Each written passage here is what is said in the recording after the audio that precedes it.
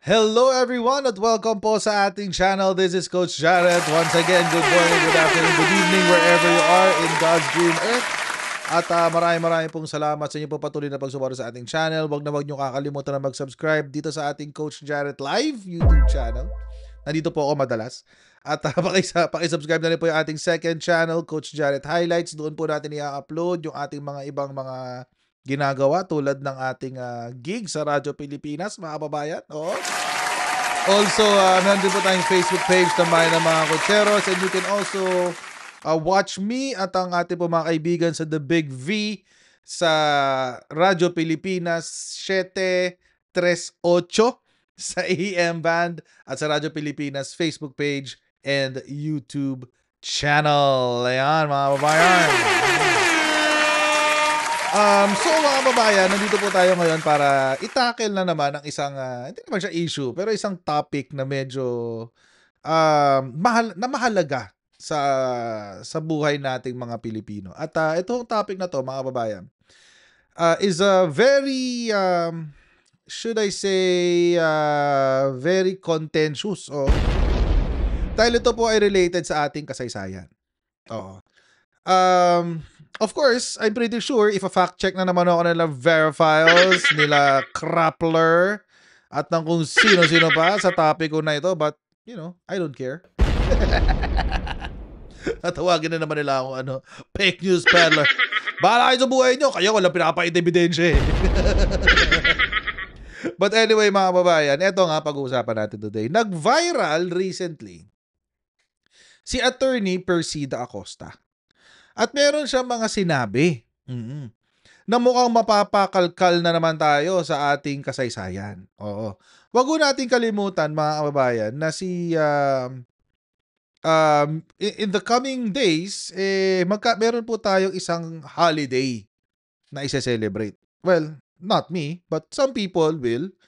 And ito po, mga kababayan, ay ang isa sa mga araw na i-celebrate ng iba nating mga kasamang Pilipino ay ang Ninoy Aquino Day. Yan po ay sa August 21.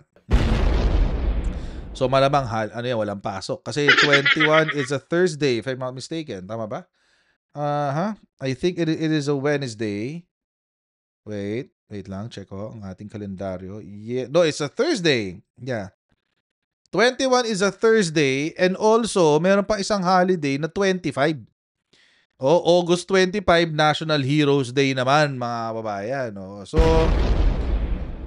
pero pag-uusapan ho natin itong sa kay Ninoy Aquino, August 21. Ito kasi, mga kababayan, recently, nagpa-interview si PAO Chief, Public Attorney's Office Chief, Attorney Persida Acosta. At related, ito po topic po natin ay related dito sa holiday na darating sa August 21. Bakit ho? Kasi, mga kababayan, may mga sinabi si Attorney Persida Acosta tungkol sa pagpaslang kay Ninoy Aquino. It has been a general belief. Pinapaniwalaan ho ng karamihan na si Ferdinand Marcos Sr. ang nagpapatay kay Ninoy Aquino. That's the general belief. And yan din po ang tinuturo sa history books. Pero si Attorney Persida Acosta, iba ang sinasabi. In fact, mga kababayan, sa sobrang paniniwala ng mga Pilipino na si Ferdinand Marcos Sr. nagpapatay kay Ninoy Aquino, pati si Sara Duterte, yun din ang sinasabi. Sinabi niya sa kanyang tatay na si Rodrigo Digongong Duterte na baka siya ay maninoy. Kapag siya ay umuwi ng Pilipinas. So parang sinasabi ba ni Sara na huwag nang umuwi ng Pilipinas yung kanyang ama? Pasensya na, chatroom na dyan pa pala. Video pala to. But anyway, tawag dito? Sinasabi ba ni Sara Duterte na ang kanyang na si Ferdinand Marcos Sr. nagpapatay sa kay Ninoy Aquino? So, mga kababayan, ay na rin ba niya umuwi ang kanyang ama? We don't know. Kasi alam naman natin, medyo may itong si Sara Duterte. Sabi kasi ni Sarah, you desire to go home. That would be the end of your life. You will become Ninoy Aquino Jr. Sabi niya, papapatay daw siya. Siyempre, ano ba yung mga circumstances noon? The circumstances was, si Ferdinand Marcos Sr., ang presidente, si Ninoy Aquino was really, really against the president during that time. At again, the general belief is that si Apo Lakay ang nagpapatay kay Ninoy Aquino. At yun din po ang gustong sabihin dito ni Sarah. Marcos ang presidente, ikaw Digong ay kontra sa Pangulo, pag uwi mo ng Pilipinas, ipapapatay ka. Yun ang sinasabi. Pero mga kababayan, alam naman natin, number one, kuko to si Sara Duterte. Kuku, ganon. Medyo may topak siya. Tapos, at the same time, mga kababayan, etong paniniwala na si Apo Lakay daw ang nagpapatay kay Ninoy Aquino ay matagal na hong china-challenge. Oo. Matagal na ho yan china-challenge. At nagsalita po recently si Attorney Persida Acosta. At yan po ang dahilan kung bakit natin itatakel ngayon ito. Ano po bang sinabi ni Attorney Persida Acosta? Ito po, panoorin natin. Dahil base po sa pag-aaral, hindi po pala sundalo ang bumaril kay sa ating bayaning si Benigno Ninoy Aquino, si Senator, kundi si Galman talaga. Dahil ang tama po ni Galman ay sa likod ng taenga at hindi sa batok.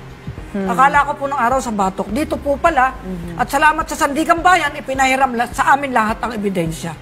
Ngayon, ayon ang i-reopen ng Supreme Court, sabi noon, forgotten evidence, nirespeto po namin yon. Ang ginawa po namin, ipinadala namin sa palasyo ang forensic report, 144 pages, at nakumbinsi po ang palasyo na magbigay ng clemency. Ang sabi po ng pamilya Aquino, kailangan humingi sila ng tawad. Isa lang ang humingi ng tawad, si Master Sergeant Pablo Martinez, kaya siya ang na-conditional pardon. At iba po, commutation of sentence. So, dahil talagang kahit patayin daw sila, hindi sila aamin, dahil hindi naman sila ang pumatay kay Ninoy. So, dito po, napagtanto naming lahat na wala palang kasalanan ang matanda, ang dating Pangulo Ferdinand Marcos Sr. Kaya po, sabi ko, narinig niyo yun, guys? Yung hepe ng ating public attorney's office ay kumbinsido. Take note ha, hindi lang ko siya naniniwala. Kumbinsido na si Apo Lakay ay walang kinalaman sa pagkamatay ni Ninoy Aquino. And this is a very categorical statement. Bakit hindi ko po sinasabing pinapaniwalaan? Bakit ho sinasabi, ginagamit ko ang salitang kumbinsido? Dahil kapag pinapaniwalaan mo lang, kahit wala kang ebidensya, maniniwala ka, hindi ho ba? May mga ganun ho eh. Halimbawa, pag sinabi ho natin na mababait ang mga Duterte, maayos at punong-puno ng kabutihan, pwedeng maniwala ang mga DDS. Pwede ho silang maniwala.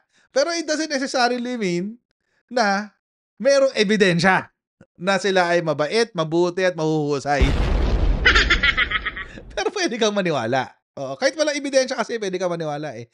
Pero kapag kumbinsido ka, ibig sabihin, nakita mo ang ebidensya. Nakita mo ang mga dokumento, nakitaan mo ng mga bagay na, wait lang, parang kontra yata to sa mga itinuturo. Si Attorney Persida Acosta ay kumbinsido dahil nakita ho niya ang ebidensya. Sinabi ho niya siya mismo ang nagsabi, pinahiram sa kanila ng Sandigan Bayan yung mga dokumento, this means the evidence itself. Ipinakita ho sa kanila.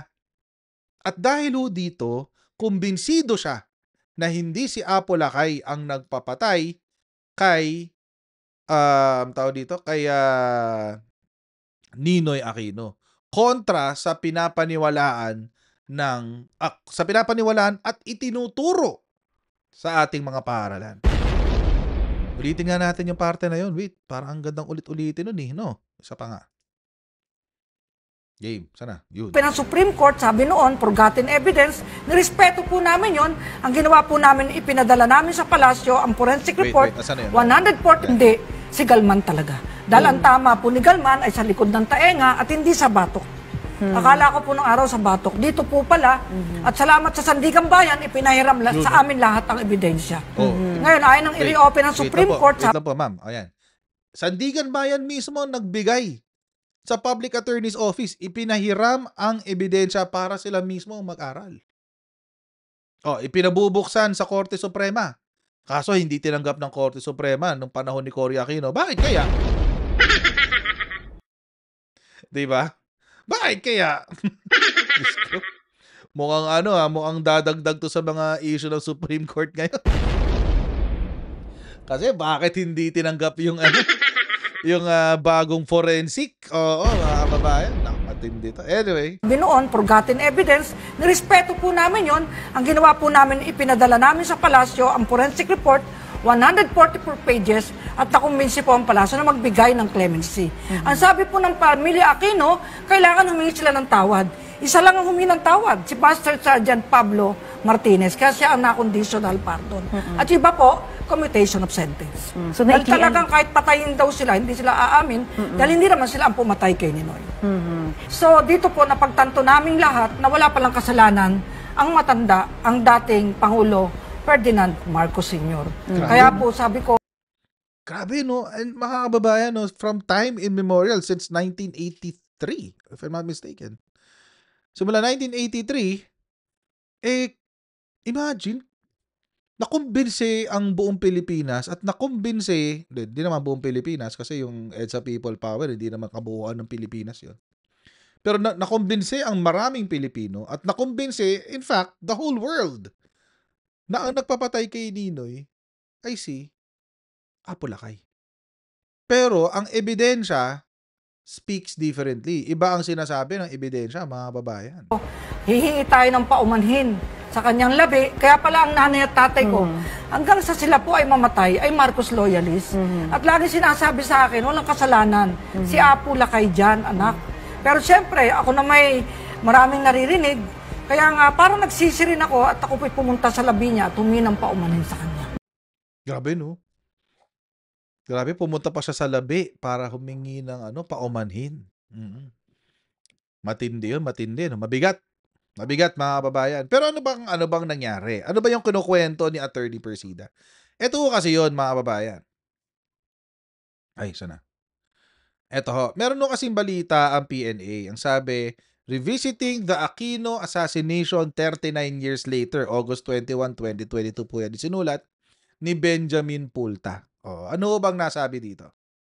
The public defender who worked for the release of soldiers convicted more than 30 years ago over the deaths of former Senator Benigno Aquino and Rolando Galman said the government should consider pushing for the extradition of the so-called missing link in this highly politicized case. Lawyer Persida Ruida Acosta of the Public Attorney's Office had earlier interviewed former Air Force Master Sergeant Pablo Martinez, whose new testimony was not heard both in the Agrava Fact-Finding Board in 1983 and post-1986 Sandigan Bayan Trial. Ayun pala, hindi dininig yung bagong testimonya. In 1995, Martinez, who was then serving time at the NBP, gave an exclusive interview to PDI where he claimed to know Galman and was part of the assassination plot against Aquino.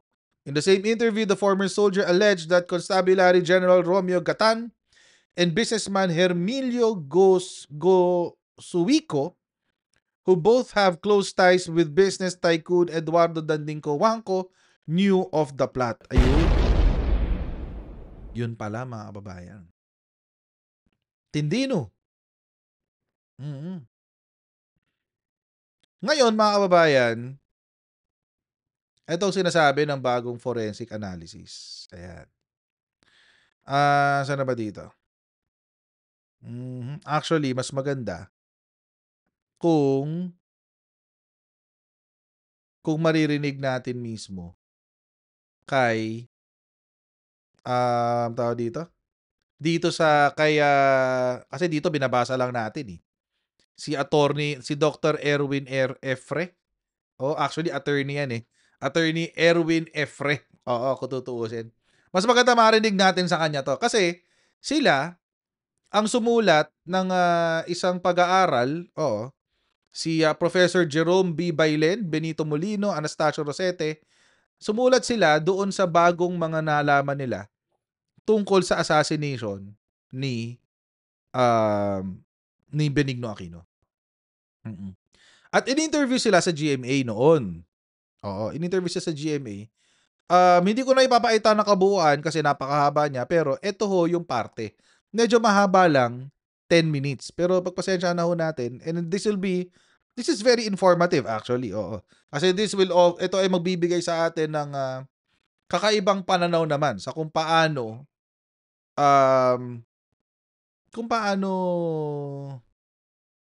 nategi si former Senator Ninoy Aquino. Labo Galman. Noong Agosto 2004, sumulat ang mga sundalo sa tanggapan ni Atty. Persid Acosta ng Public Attorney's Office o PAO para humingi ng tulong. 15 pa sila noon, buo pa. Nung sumulat sila sa akin, sabi nila, tulungan sila. Ako may forensic aspect to. So naisipan ko na sumulat sa Independent Forensic Group ng UP. Parang gusto namin ma-reopen para malaman nila yung talagang pangyayari. Kung gaano kalaki yung gusto nilang malaman, ganun din kami. Dahil gusto namin ma-clear din, malinis yung pangalan namin eh. Kaagad sinagawa ang isang panibagong pag-aaral ni na Professor Jerome Bailen, Dr. Benito Molino, Dr. Anastasio Rosete, at Atty. Erwin Erfe, Death on the Tarmac, The Credible View, ang titulo ng kanilang pagsisiyasat. Sa aming pag-aaral, lumalabas na si Senador Aquino ay binaril nandun na sa tarmac, 3 meters away from the foot of the stairs. Doon sa trajectory ng bullet, sa aming pag-aaral, ang tama niya ay dito sa likod at ang trajectory ay paitaas, mula sa kaliwa papunta sa kanan. Ito yung sinasabi ni Attorney Persida na kontra daw sa paniniwala nila. Akala nila sa batok binaril, pero hindi ho sa batok. Dito sa likod ng kaliwang tenga. Kaya po ang tama niya, ito pinapakita ho dito yung trajectory nung bala. Dito sa ilalim, ang exit niya dito sa itaas dito, sa kabilang side. So, yun yung nakita sa forensic. Okay, tuloy. At ang ginamit sa baril, gumawa kami ng ballistic experiment dito. Pinag-experimentuhan namin ng iba-ibang klaseng bala at iba-ibang klaseng baril. Malabas na 357 Magnum ang ginamit ng baril kay Senador Aquino. Pinuntahan nilang eksaktong tarmac at ginamit ang hagdan kung saan bumaba si Ninoy Aquino. At lumalabas sa pag-aaral namin na imposibleng mabaril si Senador Aquino ni Sargento Moreno, yung sundalo na nasa likod niya. Dahil hindi pwedeng tamaan si Senador Aquino ng baril mula doon sa likuran dahil natatakpan siya ni Sergeant De Mesa. Hindi maaari. Kinakailangan siyang lumakdang doon palabas upang mamaril niya si Senador Aquino. Aliwas ang kanilang konklusyon sa resulta ng investigasyon ng Agraba Commission. Diin pa ni Atty. Erfe, kung sa hagdan daw na baril ang senador ay dapat nagkaroon ng dugong kumalat sa hagdanan. At lumalabas na almost 2 feet away yung dulo ng baril doon sa ulo ng ni Senador Aquino. At this distance, hindi magpuproduce ng stippling. Yung stippling, ito yung nakita kay Senador Aquino na natunog yung mga balat niya dahil sa burning gunpowder. Ang stippling mapuproduce lang sa isang tao kung malapitan ng putok. Ibig sabihin, less than 6 inches. Hindi rin daw sa likuran ng galing ang bala na yun mga kababayan, very mga importanteng detalye yun ha. Hindi pwedeng malayo ang pagbaril, malapitan kasi may nasunog daw doon sa gunshot wound eh. Ibig sabihin mga kababayan, tinatawag nilang stippling, and this is not my opinion, this is the opinion of the forensic pathologist siguro to. Hindi, pathologist. Forensic investigator. Dahil nga merong sunog sa gunshot wound, malapit yung pagkakabaril.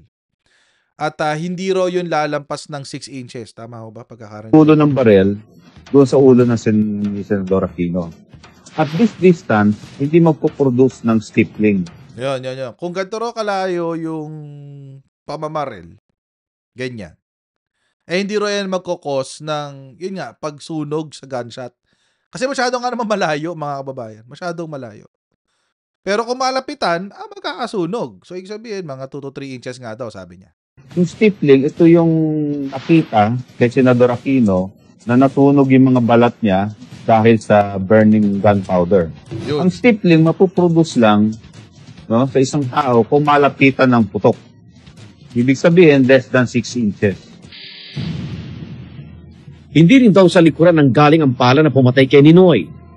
Napatunayan daw ng kanilang pag-aaral na sa kaliwang bahagi ng ulo o sa bandang likuran ng kaliwang tenga, pumasok ang bala. So based sa 2 scenario, ang pinaka-most probable ay si Galman. At imposible rin na si Sergeant Moreno ang bumaril sa kanya.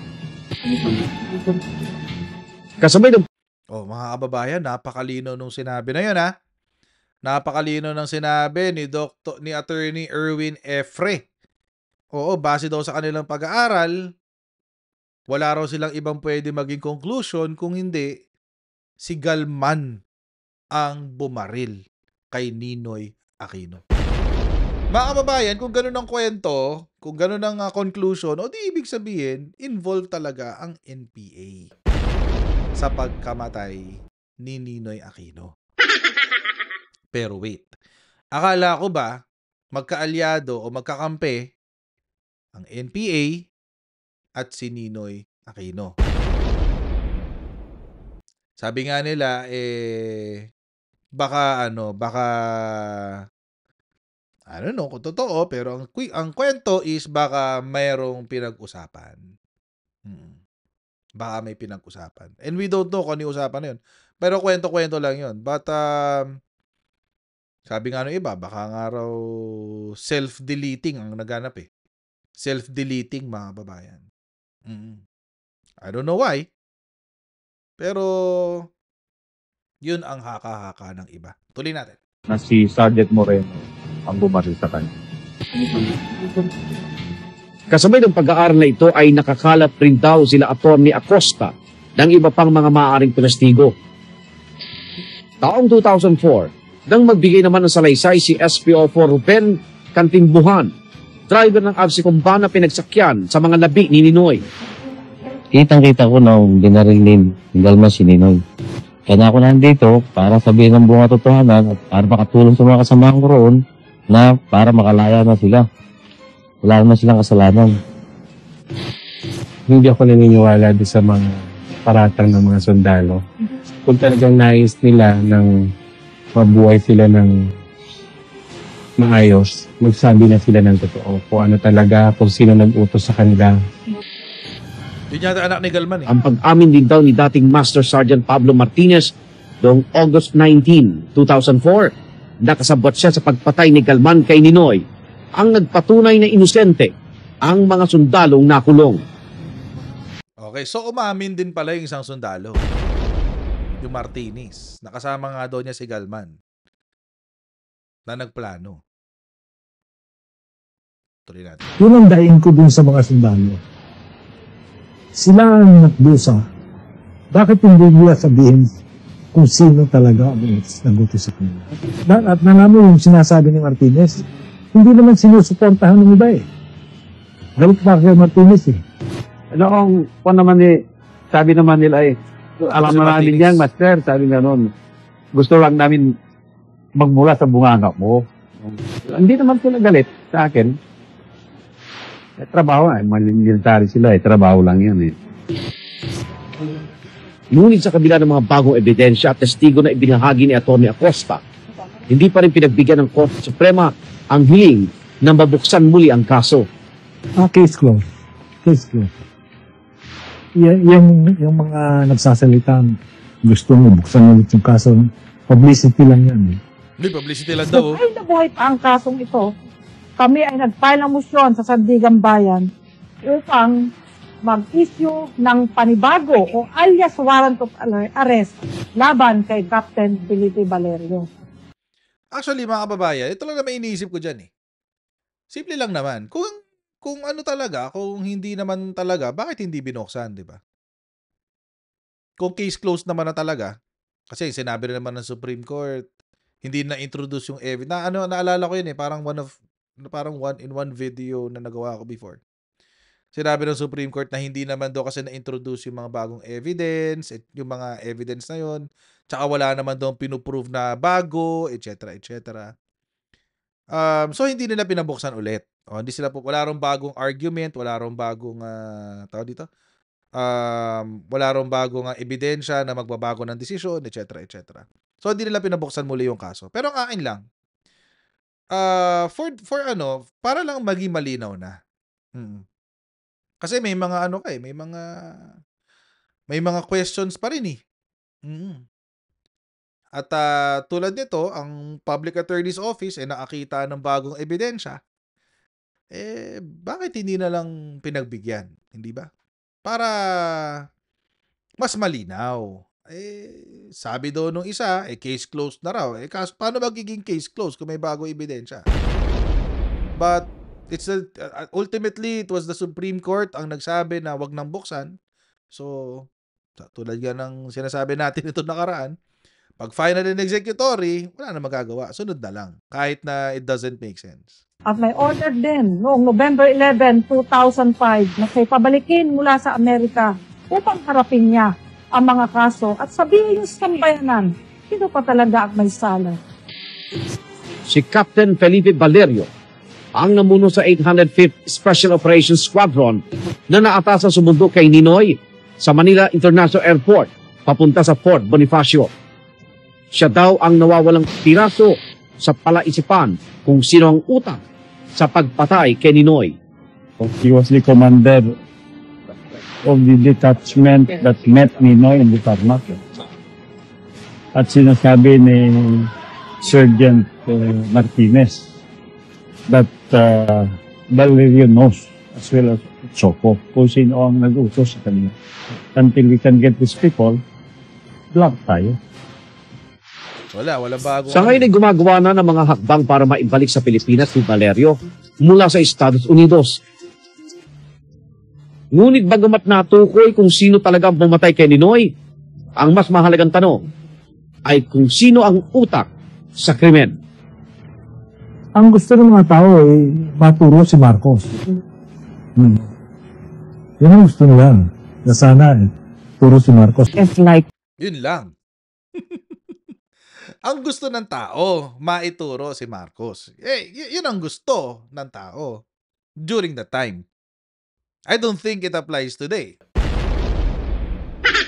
Actually, meron pa rin namang mga dilawan, lalo na ng mga media-charged, dilawan na media-charged tulad ni Perafiles at ni Krappler na who would want us to believe the same way.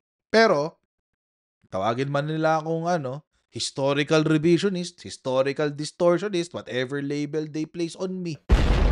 At isa ko, nagpapakita ako ng ganito. Merong mga ganito akong pinapakita sa inyo. Kayo na ako magdesisyon. Oo. Eto naman, si Clarita Carlos. Parang hindi tumanda si Professor Carlos. Kung ano yung... Patagal na to 2009 yata itong video na to. 2010, I don't know. Well, tuloy natin. Siguro na ma-involve siya. Tsaka, kung isipin mo ang motibo, ano naman motibo kung papatayin mo yung tao? Alam mo ng halos buong Pilipinas, galit na, parang nagbibigay ka lang ng posporo para sumilap. Marcos is a very intelligent man, kahit may sakit siya. Good question. Bakit mo nga naman, sabi ni Professor Carlos, bakit mo nga naman pagkakanuno yung sarili mo na ipapa-eliminate mo yung kalaban mo sa politika? Diba? Masyadong obvious. Oo, masyadong obvious. So, it doesn't make sense na sisihin niya talaga si Apo Lakay. Marcos is a very intelligent man, kahit may sakit siya. Sa kanya sinumpang salaysay, itinuro ni dating Master Sergeant Pablo Martinez si Danding Cojuangco bilang utak sa pagpatay kay Ninoy dahil sinasabing malapit si Danding kay Marcos. Ayon pa kay Martinez, si General Romeo Gatan, Hermilo Goswico, at Rolando Galman ay pawang mga tauhan ni Cojuangco. Dumating ang panahon na parang inuusig na ako ng banal na espiritu sa akin na palagi ang sinasabi sa akin ay sinungaling ako, sinungaling. Tinawag ko sila, nag-meeting kami, pinagtapat ko sa kanila. Nalaman daw niya ito nang tanungin niya kay Galman kung sino ang nag-utos sa kanyang patayin si Ninoy. Sinikap namin kunin ang panig ni Cojuangco, ngunit hindi na niya kami pinaunlakan na siya'y kapanayamin. It was a conspiracy.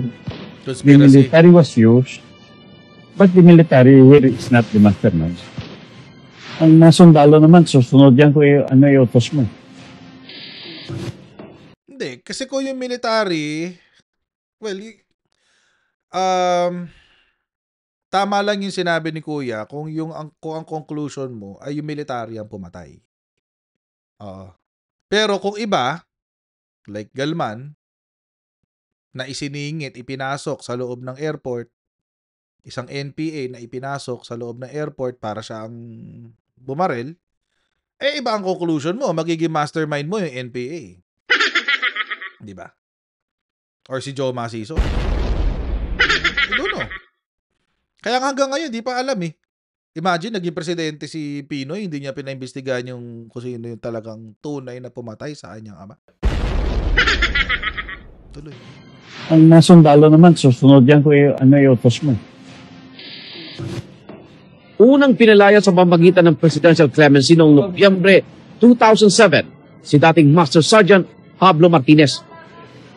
Sumunod sila Sergeant Rolando de Guzman at Airman First Class o A1C Felizardo Taran noong Pebrero taong 2009. Tatlong sundalo ang pinawian na ng buhay sa kulungan.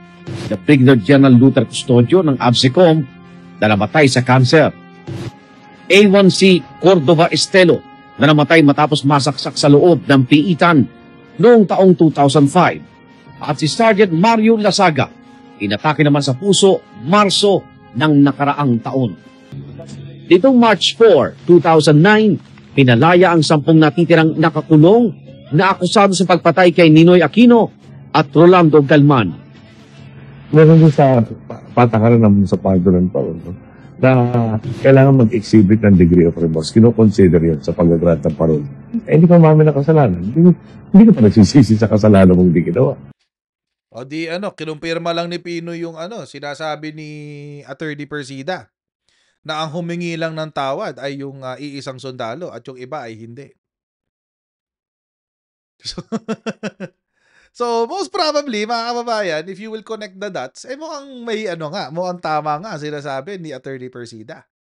Na nag-imbestiga sila, pag-imbestiga nila, nalaman nila, natukoy nila, na hindi si Galman ang bumaril kay Ninoy Aquino. Pero ayaw nang buksan ng Supreme Court yung ayaw nang litisin muli. Oo, kasi hindi raw forgotten evidence daw, hindi raw naipakita nung mga nauna, so they're already stopped from doing so. Tapos, after nun, ipinakita daw nila sa Malacanang. Si Malacanang naman nagsabi, kung gusto nyo kung basta humingi ng tawad, pag humingi ng tawad, di palayain. Yung isa humingi ng tawad, yung Martinez. Pero yung natitira, hindi. Kaya nangyari sa kanila, commutation of sentence. Pinaikli yung sentensya. Oo. Tama ang sinabi ni Attorney Persida. So kung yung sa mga aspeto na yon ay tama siya, alam nga namang falsus unum, di ba?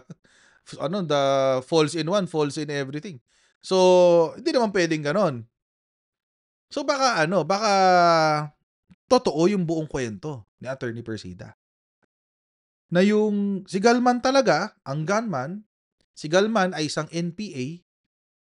Di natin alam kung bakit ipinasok ang isiningit sa loob ang isang NPA. Di natin alam kung anong connection ni Danding Cojuangco. Well, minention si Danding Cojuangco. Di natin alam kung anong connection niya dyan. God rest his soul.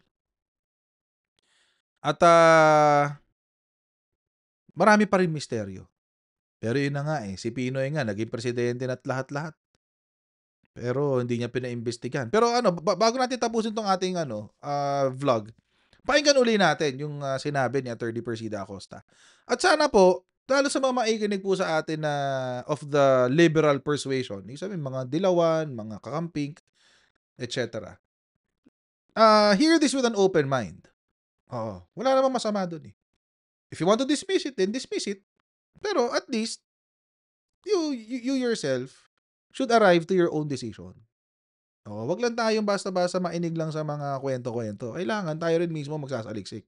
Tuloy natin. Dahil base po sa pag-aaral, hindi po pala sundalo ang bumaril kay sa ating bayaning si Benigno Ninoy Aquino, si Senator, kundi si Galman talaga. Dahil ang tama po ni Galman ay sa likod ng taenga at hindi sa batok. Akala ko po nung araw sa batok. Dito po pala, at salamat sa Sandigang Bayan, ipinahiram sa amin lahat ang ebidensya. Ngayon, ayon ng i-reopen ng Supreme Court, sabi noon, forgotten evidence, nirespeto po namin yon. Ang ginawa po namin, ipinadala namin sa palasyo ang forensic report, 144 pages, at nakumbinsi po ang palasyo na magbigay ng clemency. Ang sabi po ng pamilya Aquino, kailangan humingi sila ng tawad. Isa lang ang humingi ng tawad, si Master Sergeant Pablo Martinez, kasi siya ang na-conditional pardon. At iba po, commutation of sentence. So, dahil talagang kahit patayin daw sila, hindi sila aamin, dahil hindi naman sila ang pumatay kay Ninoy. So dito po, napagtanto naming lahat na wala palang kasalanan ang matanda, ang dating Pangulo Ferdinand Marcos Sr. Kaya po sabi ko, hihingi tayo ng paumanhin sa kanyang labi. Kaya pala ang nanay at tatay ko, hanggang sa sila po ay mamatay, ay Marcos loyalist. At lagi sinasabi sa akin, walang kasalanan. Si Apo Lakay dyan, anak. Pero siyempre, ako na may maraming naririnig. Kaya nga, parang nagsisi rin ako at ako po'y pumunta sa labi niya at humingi ng paumanhin sa kanya. Wow. Nice. A gesture of humility, mga kababayan. Minsan lang natin nakikita yung ganyan. And, again, mga kababayan, I'm not calling for to change history or whatever. Pero, ang akin, let's give both sides an equal hearing. Yun lang yung akin. Ayaw maniwala, di wag. Kung maniniwala kayo, di maganda. Pero hindi ho pwede, mga kababayan. Pangit ho, yung ginagawa ng, for example, to si Perafile sa si Krappler. Pangit ho yung gawain na sasabihin mo na lang, ay, hindi. Fake, hindi, ano yan, historical revisionism yan. Oo. Paano kung may ebidensya? Historical revisionism pa rin. Di ba? Paano kung may ebidensya? Paano kung merong proof of innocence? Paano if there's reasonable doubt? Oo. Paano kung katulad ngayon na yung impeachment ni Sara is somewhat politically charged? Diba? Pwede rin kasi nung panahon ni Cory Aquino na kaya nag-rule ng gano'n ng Korte Suprema is because of the politics at the time. Yung politika nung panahon na yun. And ngayon, ang politika ng panahon ngayon, meron din similar na sitwasyon. Kaya siguro na dismiss ang impeachment, di ba? But once again, mga kababayan, ang importante po dito is we give both perspectives an equal hearing. Regardless kung ano pong pinapaniwalaan nyo, ang importante, makita yung ebidensya. Tulad ng sa impeachment ni Sara, ang importante, huwag itago sa taong bayan ang ebidensya. Huwag ilibing ang ebidensya. At sana po, sa panahon ngayon, mag-iba ang ihip ng hangin. Na hindi na po sumunod sa hangin ng politika ang ating Korte Suprema.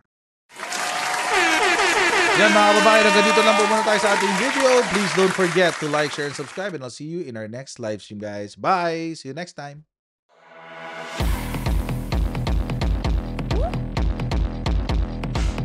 Pag ganun, huwag natin gawing tanga mga Pilipino. Mas maganda kasi nasa lugar ka ng tama kaysa yung pinipilit mo yung pagkakamali.